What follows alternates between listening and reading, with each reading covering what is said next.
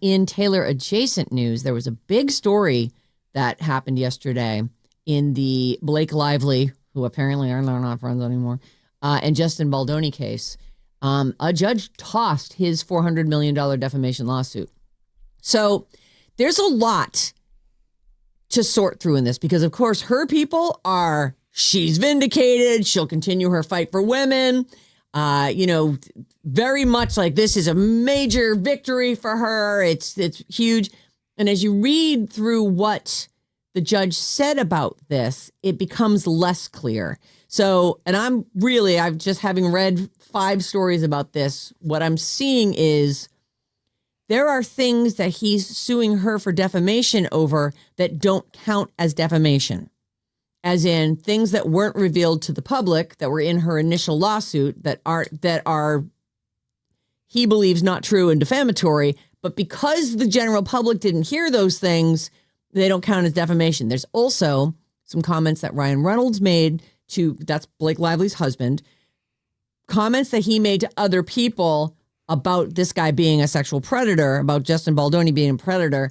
And so as he's making these claims and statements, they say for him to believe that that's the case and have conversations with people, not printed things or going to the papers and saying, print this guy's, those are also not defamatory in that if he believes them to be true, he's allowed to say the things that he wants to say. So while, yes, this $400 million defamation lawsuit has been tossed out, it may be for reasons other than they saw through it. It was a sham. She is vindicated. What I heard was he has to refile. That they told him he has to rewrite it. Yeah, he's got to exactly. So, and there's also questions about the $400 million. Like, well, one of his things is that he released the version of the movie that she insisted get released, and he wanted it to be a slightly different form. Certain scenes were different, and so he alleged that maybe it would have been a big. It was a hit. I mean, it made $350 million. So I feel like what's also part of that lawsuit is his future earnings. If he's been turned into a predator as opposed to an ally, those are both those are extremes. Absolutely. From just some dude to a predator to a full-on ally. Yeah. Like, yikes. And he also can't make the second. Yeah, there's sequels to be made. And that's there's 2 other movies. 3-book series, I think it's 3, but yeah, I mean, and if you look at how much this one made, I mean, $400 million wouldn't cover two more of them if they did the same. Right. So he does, I think he has until like the 29th to refile. And so, and I'm sure he will. Yeah. But they're calling it a major victory for Lively and her husband, Ryan Reynolds. A New York federal judge has sided with the actress in a messy legal battle that involves her It Ends With Us director and co-star, whom she accused of alleged sexual harassment and weaponizing social media. So as I was reading all of this stuff yesterday and this morning, I do come down on his side on this. Like, I feel like there's some stuff that's just gotten kind of yucky. But that said, I also am trying to be as open-minded about this as possible because I also don't want to, if this stuff really happened and he really did do this stuff that she's accusing him of, then that is horrible. And I feel for her. So what does she say he did again? She says that he was, and we've seen some of the texts. She says that he was sexually harassing her and power playing her in some of this stuff. And then that he did a huge smear campaign about her in response to what he says was a smear campaign from her PR people about him. This is when they were showing each other's texts to each other. Apparently. So, okay. And the other thing is that this all started with an article that her people sent a bunch of information to. I can't even remember. In the New York Times. Was it the Times? It was the Times. So, and they're all yelling like, you know, if he's defaming her on this, he's also defaming us. Like, we did our research. We looked into this. And I'm all for, you know, people being free to report things that are true.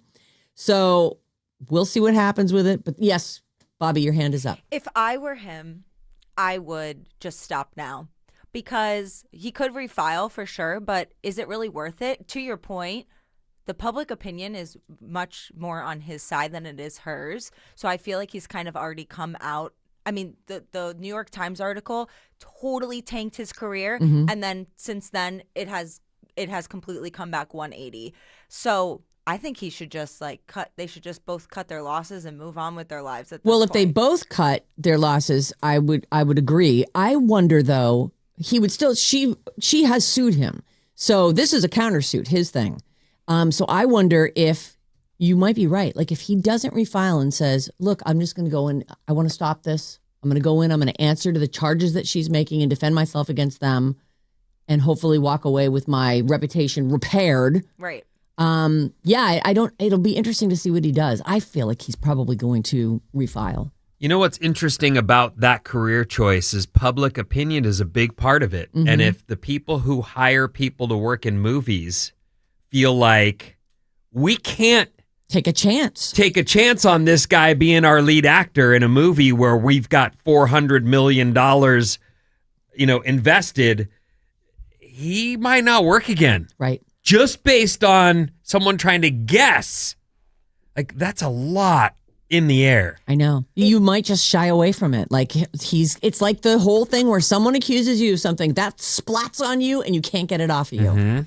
But I feel like if you look at the comments on the updates of the articles and the TikToks or whatever, they're in his favor. And now I don't necessarily believe all of those comments are real. Right. I do think that the Astroturfing is 100% true. And that what do they mean when they say the Astroturfing? So grassroots is like when individuals... It's a grassroots movement, like a groundswell of people supporting. But so Astroturfing is a fake, like groundswelling of people, but it's fabricated. It's okay. It's like a manufactured. Cool it is kind of cool. It's cool. I saw that in a few of the things. I'm like, I'm not exactly sure what they're saying here. Yeah, and I think that that's probably going on. But regardless, if you look at the comments, people are very much on his side. Yeah. So. Well, it just feels like every story she does, there's a bunch of haters on there going, she's just doing that for the publicity. Like, remember when she was like making muffins or something at a bakery, and then the other day she was over and people were like, "Oh, that's so fake." Yeah, obviously and then she was she's doing it her for publicity. Right. Obviously, she has so much rebuilding to do, and I find it so interesting because people. This is this thing that I've noticed where the most misogynistic people are women. And people are so on his side because he's done so much for women and he's such a feminist. And yet here's a woman saying, this guy gave me the creeps and I felt uncomfortable when I was in vulnerable situations. And yet they're siding with him. And so versus listening to a woman just because they don't like her. Yeah. I don't know. The whole thing's so strange. It's a horrible situation. And because we really don't know what happened, right. I am actually, even though I tend to be like, I think it's her, I'm trying as best I can to be open, even though I'm totally. You're anti-her. I am anti-her. Why am I? Well, I'm the just same swayed. reason everyone else is. Right. It's a vibe that you're catching, and you maybe can't put a finger on it. I feel like he might fight this again, and here's why. Because he wasn't just a friend or an ally. He was going out of his way to be a feminist. Yep. He had a podcast to that effect. And so while I consider myself an ally to everybody, I'm not trying to take anybody out of whatever life they want to lead. I don't have a podcast that's defending your right to do that or, exposing these stories. He was out there doing all this work on behalf. And then he gets brought into this thing. Right. He's got to feel like, I have to clean this mess up. Yes. I have to. Because like everything that's important to me is getting on. Right. Exactly. So he may very well for that reason alone. Yeah. It's funny because I remember we sort of waded into this a little bit late. Like it was happening. It was ongoing. I was seeing a lot of stories about it, but it was confusing, like what was being accused and what the allegations exactly were and what he was countersuing for. And then I started just trying to do an overview reporting on it. And now it's just, we're back in confusion central. We were talking I'll let about you know it. What develops. We were talking about it at dinner last night, and I was saying that while I am a, fan of everybody staying in their own space and feeling comfortable in their workplace, I've witnessed it just in working with you. As closely as we work together, I have seen people hug and or kiss you hello and goodbye where I've been like, who does that?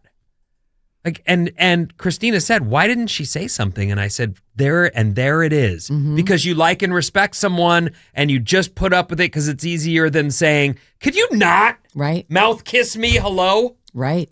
We're just colleagues. We're not family. You don't need to mouth kiss me. No, I know. And yet. It's like, and I actually feel like it's a very specifically polite woman thing. You accept more touching than you're comfortable with. And you go, well, it's not hurting me. I'm just going to put up with it because I don't want to be a bitch about it. And I don't want to like sour whatever mood is happening in the room. Like somebody feel, and I am, and it's sometimes I'm more like I'll put a hand on you that I might, you might put a hand on me and rub a shoulder like, oh yeah, that's exciting, whatever. But I think nothing of doing that to you. So I don't know. I think that we rationalize it to ourselves. Like, that's fine. I'm not going to yell about that. But a dude doesn't ever really have to experience that from another dude. Like a dude isn't necessarily going to come in and give you like a full body hug where you're like, that feels like no, but also thrust. Through this process, I've become hyper aware of the fact that I don't want to invade anybody's space and make them feel uncomfortable. Right. I've certainly had women we work with lean in for a hug and I'm fine with it. But I also wouldn't be the one that reaches out for that because I feel like I don't need to be in their space that way. Right. I just don't. I mean, when I started teaching 15 years ago, I would hug students. We'd after class, okay, see ya, and hug. Oh my God, I wouldn't even think of doing that now. Yeah. And if they came in for a hug, I would tense up and be like, not into it. Yeah. Because it's just. We're not going to wrap. I'm going to keep my arms here so you can't quite get all the way in there. Thanks. No touchy. No touchy. It's kind of sad because hugs in the right situation are great, but I do think that. And we're huggers. You're a hugger. I'm a hugger. I know. Me and you hug sometimes. Every day almost. Yeah, almost every day. We don't have to, but we've known each other for 20 plus years. And you guys hug every day? Yeah, a lot of times, especially like if we're taking off for the weekend or whatever. Or in the morning when I come in, sometimes once in a while we'll have a little hug. But it isn't like, I will say that there are people who are like, once you start giving them the hugs, now they're like, oh, I'm going to go get my hug. Like I had this very early in my career. I worked at WSAR in Fall River. Ouch. And the program director, and it was my first on-air gig. And this guy he hired me. I was super green. Came in to do middays. I was so nervous. And I remember after my first break on the air, I was freaking out. But I got through it and I turned around and I give him a hug and I'm like, oh my God, it's so like, yay, I did it. And he's excited for me. And then it became this thing where he started coming up behind me and hugging me. And I was talking to I'm like, I'm really uncomfortable with it. But it's happening. And my mom goes, just start screaming. Every time he touches you, tense up and scream and say, I'm not used to people coming up behind me. And I tried it. I did it, I think, twice. And that was the end of the hugs, which was actually so great. Ellie. Nice Ellie job, Nolan. Ellie. I know. Well, it's a thing. Sarah and Vinny on Alice. Have a very nice day at work.